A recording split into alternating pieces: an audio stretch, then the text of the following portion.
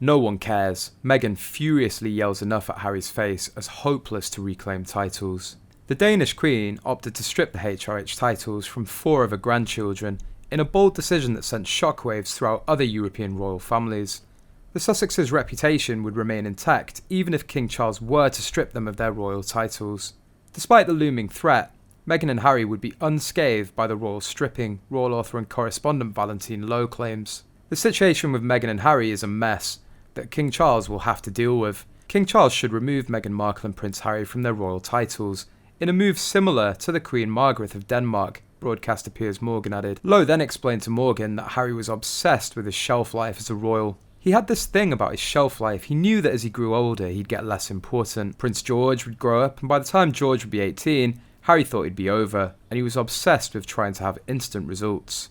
Which is why, when he invited the Invictus Games, he did that in a hurry. Meanwhile, the Sussexes' children have also come under the threat of never gaining access to the HRH titles, since the Danish Queen stripped her grandchildren of the coveted title. According to Lady Colin Campbell, the royal couple liked everybody to be aware of that and throw it in their face that their kids are Prince Archie and Princess Lilibet. Prince Archibald is fine, but Prince Archie is this Archie bunker come to life. And Princess Lilibet, whoever heard of a princess having a nickname as a proper name? The whole thing is tasteless, vulgar, and just shows the total lack of appreciation of what being royal is all about. If you strip them of the titles, there's still Harry and Meghan, they'd still be equally famous. Piers Morgan, however, noted they wouldn't be acting as members of the royal family.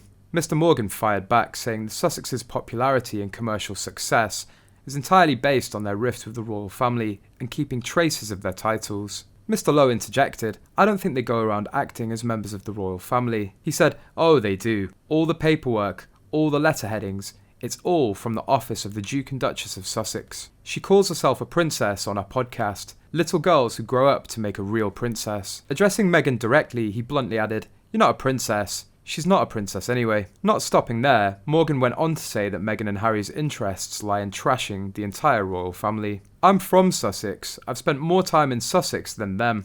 So actually, a month, but they're never there. They have got these titles which are given to them. That's really what I mean about. They trade off Duke and Duchess of Sussex, the royals, to make themselves incredibly rich. It certainly is a mess," Lowe said in agreement. "I think their woke homilies have a market in the States that they don't have here. And trashing the royal family even in the States, people are beginning to get bored with that, I think. I'm fascinated to know how does it end."